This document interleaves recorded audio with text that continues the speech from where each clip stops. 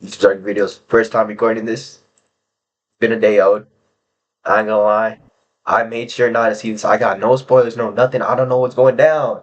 So this is gonna be a long video, y'all. Grab your snacks. So grab your candy, my nigga. Snacks, candy. Let's react. I low-key forgot what I used to say, y'all. I know. I am very inconsistent. I know. I am sorry about that. Let's get it. This song was already turned, but he was about. It was 2:46 p.m. when the ground began to shake. Oh shit. What the fuck going on, guys? Guys! The fuck going on? Oh shit! Oh shit! Oh shit! For residents of Anagawa, Japan, Oh, earthquakes shit. were nothing new. Oh my But this gosh! one was different. Oh my gosh, what happened? Guys! Oh my god! Bro, this is all happening in Japan? Jeez. It carried with it a violence that none of the locals had ever felt before. And What do by y'all the think time the happened, shaking bro? had stopped, everyone in the that's city crazy. seemed to be left in a momentary state of shock. This was especially true for the nearly 160 Chinese workers and students that had recently moved to the area, with most having never experienced any earthquake, let alone one of this magnitude. These workers They were a were tight-knit group of scared, 20 I women bet. who had recently been hired as trainees at a company called Sato Susan, a company that sold fresh seafood. And having been at work Okay. at the time of the quake, they frantically ran out of the building and stood in the street desperately trying to figure out what to do next, unaware of the fact that the real horrors were still yet to come. Uh-oh. What do you think is gonna happen, guys? In Japan, it's not just the earthquakes you have to worry about, but the That's like- tsunamis that often follow. What? And usually, Happening in Japan? What the? the bigger the earthquake, the bigger the wave. And given that Anagawa was right on the sea and Sato Susan was directly on the shoreline, these women were now standing directly in the path of an impending disaster. Wow. Thankfully, so they were their cooked no boss, matter what. Mitsudo Sato, was well aware of what was to come, and quickly he yelled to the women to seek higher ground. But given their Sorry, unfamiliarity with the area, Sato knew that he would have to be the one to lead them there. The group readily listened, and they quickly followed Sato as he led them up a set of stairs on a nearby hill, where they eventually reached a shrine that overlooked Anagawa and the sea. It was the highest point in the area, and should keep them Okay. safe from what would likely be a massive influx of water. Yeah, And sure enough, no, as I they agree neared with the that, I top, agree with that. Sato's fears were already coming true. As the sea had drastically retreated, it was now beginning to push forward, and things were only going to get worse from here. But despite understanding this, it wasn't a deterrent for Sato, as once he deemed the altitude safe enough for this group of women, he then turned around and began to walk back down the hill towards the slowly flooding city. Good man, Sato. The girls yelled at him asking where he was going, which is when he revealed that His down wife below and in daughter his at home in home. Anagawa were his wife and his daughter, who were now directly in the path of this unfolding disaster, So he's gonna help him. and he was going to save them. The girl screamed out to him, begging him not to go, as things had already become incredibly dangerous. Okay. But he didn't so much as turn his head, as he stepped down onto the street and disappeared from their view. And it was at Okay. this time that one of those girls standing high atop the hill began to record. Uh-oh. Mr. Sato-san! Sato-san! So, the fuck? Hey, Lamar Johnson! All my life, family has been Oh super my important. god! My family I'm was sick one of of 14 oh my- siblings, which was one of many details that I found surprising. And I ended up sharing all these pictures with my parents, who absolutely loved it. This whole experience was Yo, my nigga, I don't care. Jeez, Nick Crowley, I love you, I don't care. Mr. Sato Tsunami footage time! Okay, let's get it.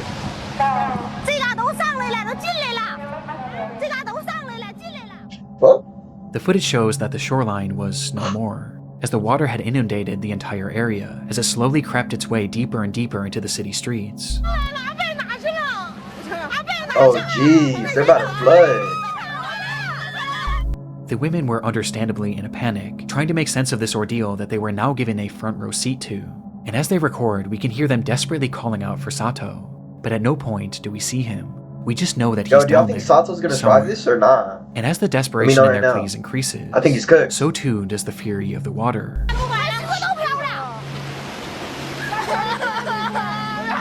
Jeez, bro, imagine seeing this IRL, bro. I would be so scared.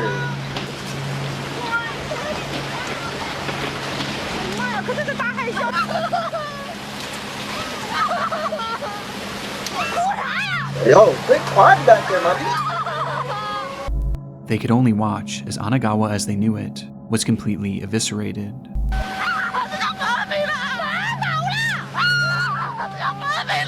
Oh my gosh, bro, this is hurting. I get it, guys. I get it. If this was if I was in their position, I'd be crying too. I ain't gonna lie to you. And by this point, they realized that there was now essentially no hope for Sato. It was at this time that the women realized that despite already being at a considerable height, it still might not be enough, and so they ran even higher up the hill, desperately trying to get out of the path of this water. Damn, I feel like the hill's gonna collapse, Chad. Like, with all the water, you feel me? Like, it's gonna make it all uneven and it's all gonna collapse forward, you feel me? Uh-oh, Sato's body. Oh, it's him! He's alive! Standing on a rooftop in the Sato-san. middle of this massive tsunami The fuck? was Mitsudo Sato. The building that he stood on was once a full 2 stories off the ground, but was now just a few inches above the surface of the water. Sato-san, you good, bro? Sato-san! Come on! Come over here, buddy! The women again call out to him, this time even more frantically, but at this point, it was no use. And when the camera is taken off Sato for just a split second, we can hear just from the women's reaction the exact moment that he swept away.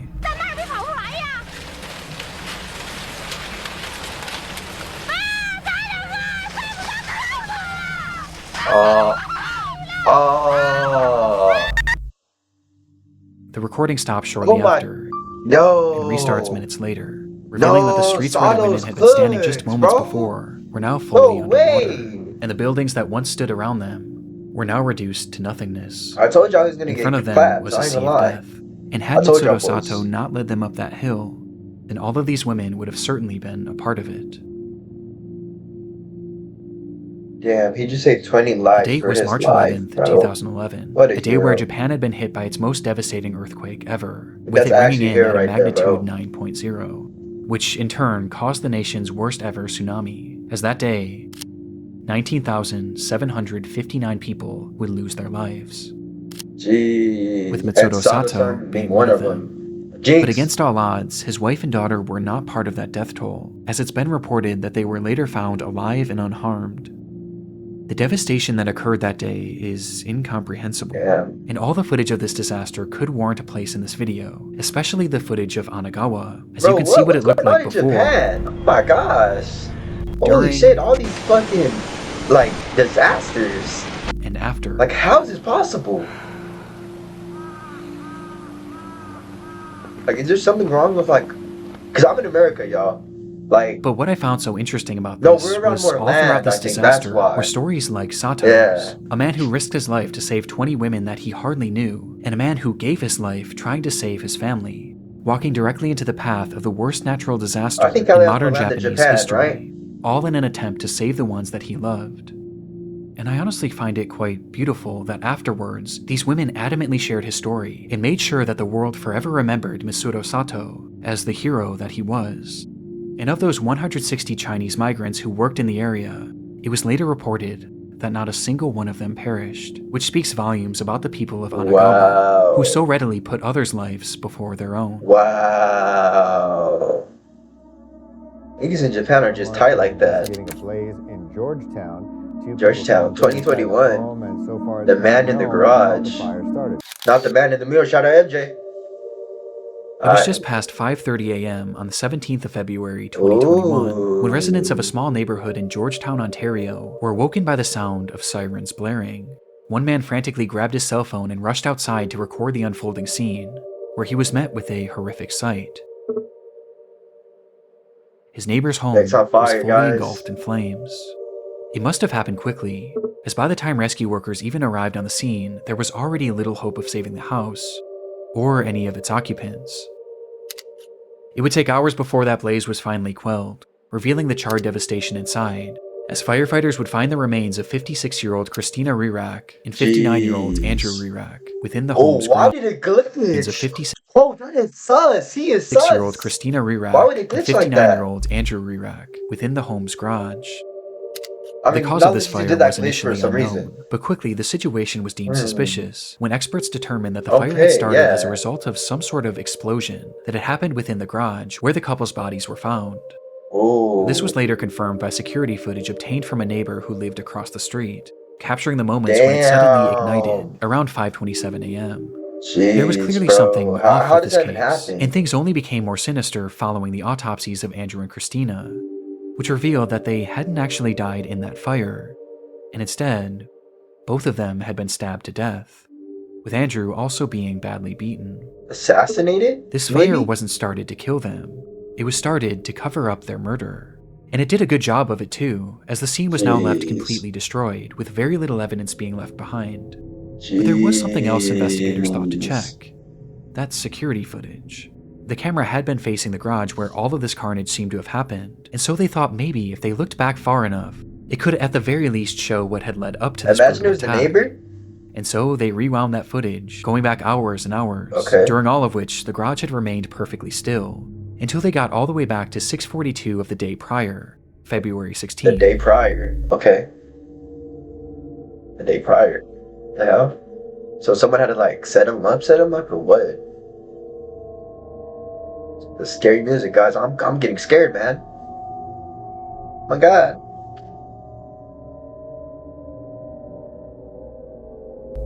Bro, this is like real The life, film my nigga. showed the Y'all moments gotta. that the couple had arrived It's home crazy. together inside of Christina's car, which Andrew had been driving that night, as he pulled uneventfully into the garage. This was the last time this couple was seen alive on camera, which on its own is disturbing enough. But as it turns out, there was something far more unsettling about this footage, as it revealed the fact that Christina and Andrew weren't alone. What? How? What do you mean?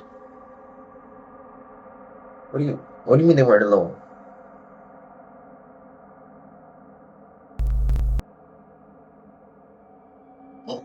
This nigga got fired. What the fuck? My gosh! They were assassinated! Gosh! My gosh! My gosh! The footage showed a tall figure, its features completely shrouded in darkness, Yo! almost as if it were a shadow, with this figure lying in wait out of sight on the side of the house, until right after Andrew pulls the car into the garage, when this person slips in behind them. It's impossible to say for sure if the couple noticed this person or not, but it So appears they that they not. likely didn't, These as they niggas both are start to dead. exit the vehicle, to which the figure then ducks down in an attempt to avoid detection.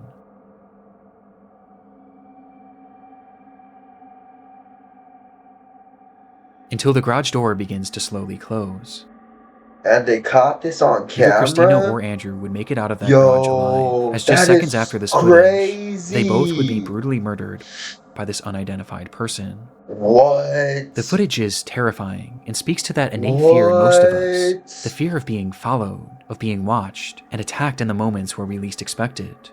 Yo, my It's nigga, I would be paranoia shitting my inducing, pants, bro. and I made ain't gonna even lie more to you. off-putting by the fact that this clearly seemed to be premeditated. Whoever this was knew their schedule and had been waiting for them to arrive home, in a place where they knew they wouldn't be seen. But by this point, their motivation was as unknown as their identity. Following the discovery of this footage, Did we figure bits out and who it pieces is? were released to the press in order to get the public's help in identifying this unknown assailant. It represented a rare instance of a killer being clearly caught on camera right before committing a crime, but that's also what made this case so frustrating, as despite the video capturing this person, none of their features were discernible at all. Yeah, he's wearing all black. He's a tall Unsurprisingly, man. the footage didn't bring in any relevant leads, but it at the very least showed investigators that whoever this person was knew the couple, due to its obvious premeditation. Though when looking into both Andrew and Christina, it was clear that neither of them really had any enemies in their life, with the exception of one. Sam? Harrison Brown was a what the 27-year-old fuck was employee at a Sam? company called Rogue What's the dad's Transportations, name? of which Harrison? Christina happened to be the vice president Oh, of Christina. operations. Okay. And during his time there, Harrison was known to be abrasive and combative, with Christina often having to be the one to reprimand him, leading to Harrison resenting her. It isn't clear how police were tipped off about this strained working relationship, but they had somehow grown suspicious enough of Harrison to pay his home a visit, and what they found inside showed that this resentment he had towards Christina had actually morphed into a twisted obsession. What? Inside, What is police that? found satellite images of the Rear-X home, along with the software on the man's computer and cell phone that showed that on the 12th of February, he had secretly attached a tracking device to Christina's car. and he had been Yo, get this nigga out of here. I'm dead ass. Get this nigga out of here. What? tracking her movements for days, which is precisely how he knew when she would be arriving home. And as if this revelation wasn't damning enough, they would also find a broken knife in his garage that contained trace amounts of Christina's blood. Jeez. It was obvious what Harrison had done. And when confronted with this This is an evidence, evil there was guy. nothing more he could say other than the truth. So he admitted he had grown a hatred for Christina because of the way that she had treated him at work, and he decided that he needed to get his revenge. That's when he purchased this tracking device and began obsessing over her movements, studying them before finding the perfect time and place to strike. And on February 16th, he waited outside the Rear-X home and snuck into their garage before attacking and killing them both. After the assault, Harrison would leave the home, where he began to grow paranoid about being caught, and so he returned to the house the very next morning to start that fire, with the hopes being that the blaze would cover up his tracks. But they Well, thankfully, didn't. this didn't work, and after pleading guilty to 2 counts of first-degree murder and 1 count of arson, Harrison Brown would be sentenced to life in prison. Jeez.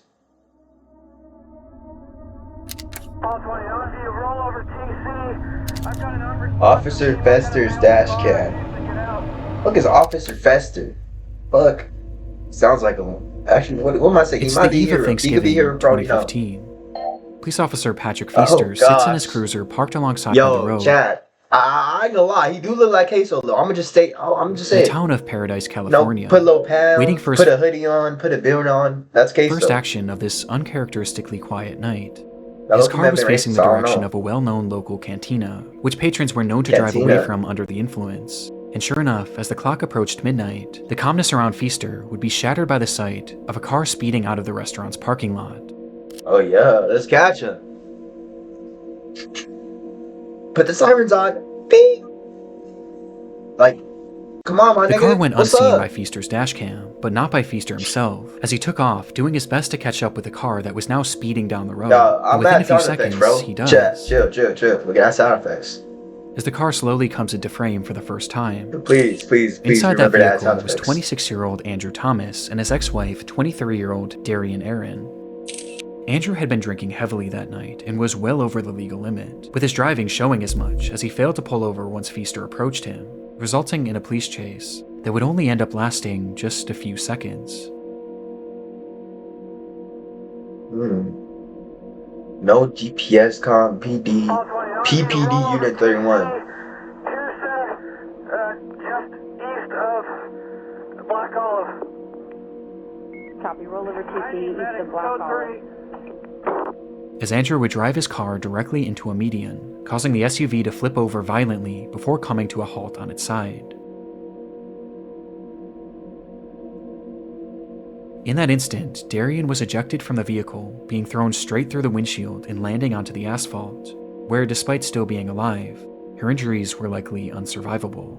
But Andrew, on the other hand, was still inside the vehicle, and he seemed to have been left relatively unharmed. Okay. As perhaps being boosted by adrenaline, this is he their quickly car. tried to I'm crawl his way tripping. out of the car in a desperate attempt to check on Darian, with Officer Feaster's dashcam capturing the entire ordeal. Nah, bro. What is this right here?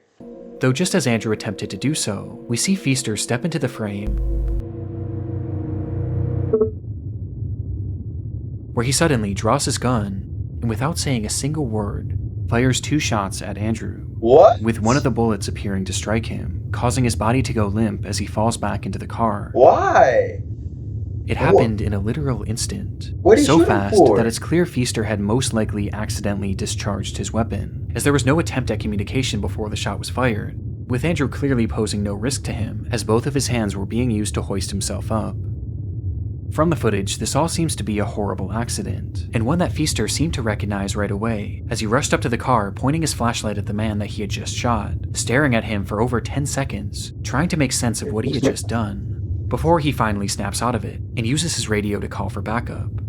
Though this is when this already dark video starts to become much more disturbing. Okay. I've got an unresponsive female. I got a male in the car refusing to get out. When Feaster makes this call, he never mentions the shooting, and instead he states that the Jeez. driver was refusing to get out of the vehicle. This is then followed Wait, by Feaster what? walking away from the man and pointing his flashlight to the ground, almost as if he was looking for something. He's looking for his bullet. Copy, give your cross on Black Olive. He's looking for his bullet. Pearson. Copy, Black Olive and Pearson. with some theorizing that he was looking for his shell casing. He's looking for his bullet. Though right then, another officer arrives on the scene and begins to survey the wreckage. Just her? No, there's a male in the car refusing to get out. Where, again, Wow. Feaster says that Andrew was refusing to get out of the car, making no mention of the fact that he had just shot him. It's clear at this point what Feaster was trying to do. He was trying to cover up his accident. But this suddenly became more difficult when Andrew started to speak. Okay, they got one. He's refusing to get out. Get out of the car, sir. You're not shot, sir. Get out of the car. Wow. Andrew Thomas was still alive and had muttered to Feaster that he had been shot. But even to his face, Feaster denies it. Shortly after, Andrew then tries to tell the other cop what had happened. Sir, please come out of the car. This car is still on and I don't want you to get hurt. Yeah, I was right there. I saw it. We're not shot, nigga. You shot him. What are you talking about? Did you get shot at the cantina? The cop did not shoot you. But understandably, this other cop wasn't believing him, as surely Feaster would have said something at this point. Yeah. And so the minutes start to pass. And after 5 full minutes, Feaster continues processing the scene like nothing had happened, with the other officer being left to theorize that Andrew must have been seriously injured and was likely in a state of shock, which is why he was making all of these strange claims about being shot. He may be hurt in there. Yeah, I know he is. He's in shock at the very least. From here, the footage cuts, and we're only left with the audio from that same officer's body cam, as he attempts to get more information from Andrew. Sir, I need you to talk to me so I know you're okay. Sir, take a look at me. Did you bump your head? But by this point, he had gone completely silent.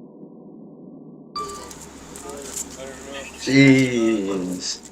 10 minutes later, Yo, the I footage ain't gonna lie, then cuts bro. back If y'all don't on, wrap it this up- time to another officer's body cam, which shows that an ambulance had now finally arrived on the scene, Took with medics 30 first minutes to directing get their one attention nigga to out of one Darian, car. who was in the worst shape, as The she would fuck? tragically be pronounced dead shortly All after. these, bro, all these cops for one nigga. We can't get him out the car. Are we dead ass? Bro, there's probably a... Despite all of these no, first whatever, responders whatever, on the scene, whatever. none of them had any idea that the man inside that vehicle had just been shot, and shot by one of their colleagues. And in these moments, Andrew was slowly losing his life as each minute passed. Wow. It would take 11 full minutes before Feaster finally confessed. Sir, you hold this scene, Manny, with me. We're going over to the cantina to find out if this guy...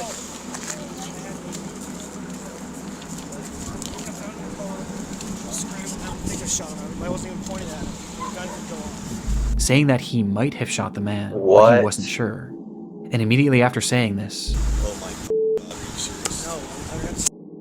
the recording is stopped, and the footage Wow. comes to an end. Wow. Sure enough, in that moment, Officer Patrick Feaster had in fact shot Wow. Andrew Thomas, with a bullet striking him directly in the neck. And the reason why he wasn't getting out of his vehicle was because that gunshot had left him fully paralyzed from the neck down.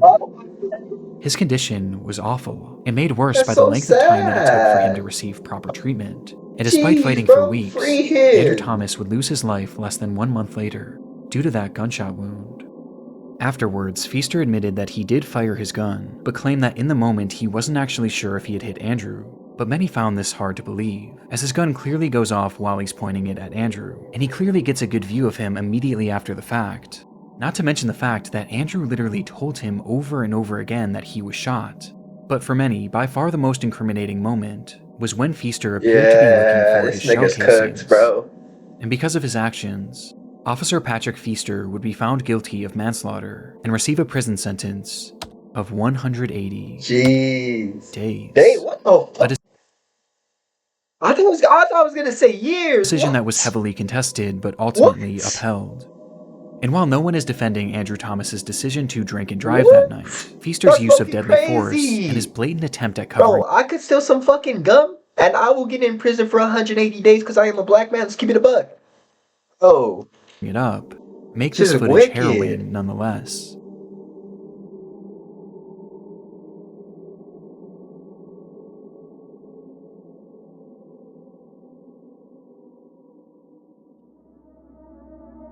Do this for real, bro. I don't got no problem with giving back, man. I'm the only one out here with a show that. Chapter 4. Young QC It's May gives back. 2013. 23-year-old Quamaine Wilson arrives at his local bank in Chicago, Illinois, to deposit $20,000 cash, which he planned on giving out to groups of his most adoring fans. Who's this? Man, about to go get this $1,000 out for the Oh, he's a fans, YouTuber. man. Really, I'm gonna take out 20,000, man. Just to show people, you feel me? I'm on a whole different level with this. To this point, Quamaine had carved out a respectable following on his YouTube channel, where he acted in a series called The Oh, what am I doing wrong, guys? Guys, Nick Story. I need to fix this shit. That's your ass. That's your life. I'm gonna take it myself and put it in my graveyard with the rest of them. Along with posting music he made under the name Young QC. But not until she's I know she Based on his viewership alone, his success was apparent. This And nigga he wasn't shy about showing off the wealth that he claimed to have accrued as a result of it, posting photos and videos of himself flaunting large amounts of cash across his social media pages. But this video was by far his most boastful yet, as he would take that $20,000 and throw it into the air for all of his fans to fight over.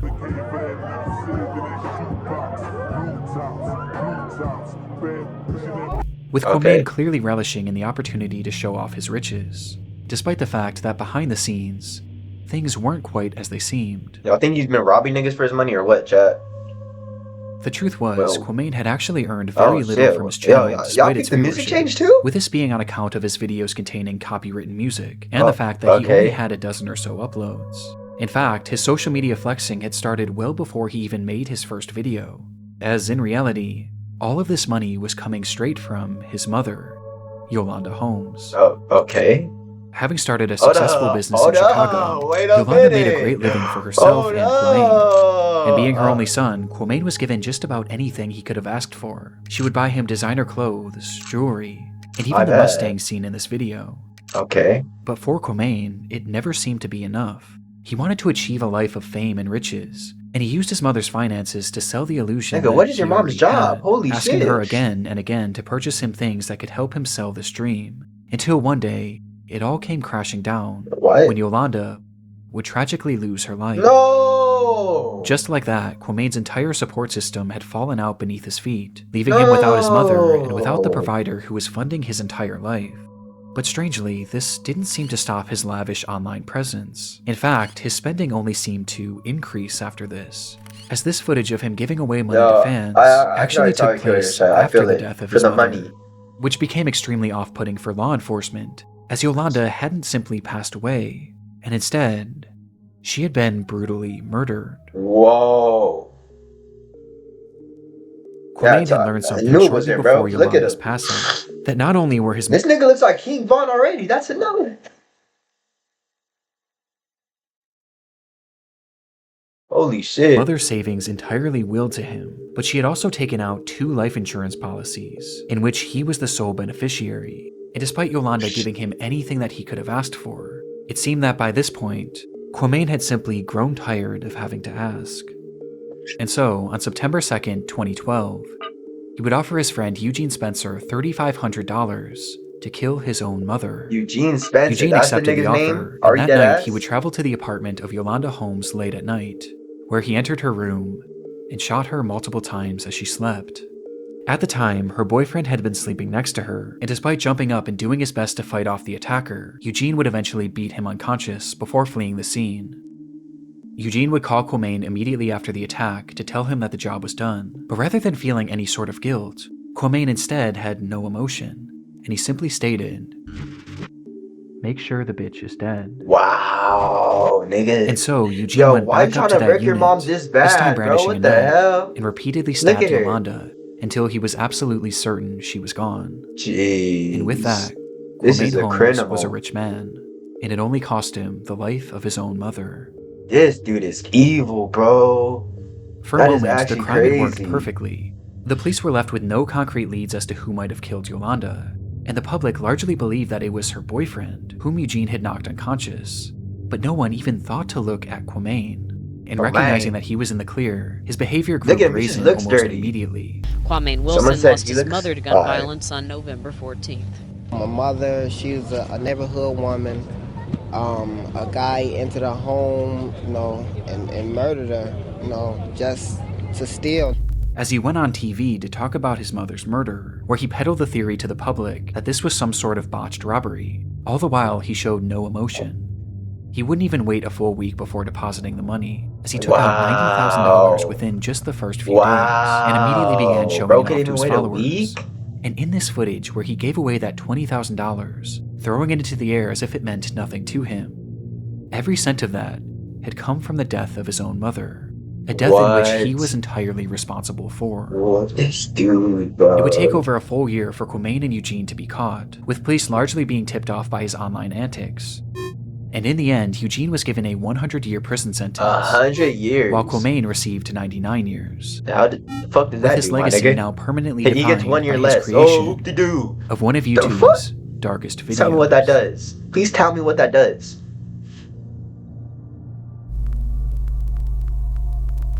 Alright, y'all. That was YouTube's Darkest Videos Part 8. I want to give one last thank you to this Nick video. Crawley, shut the fuck up.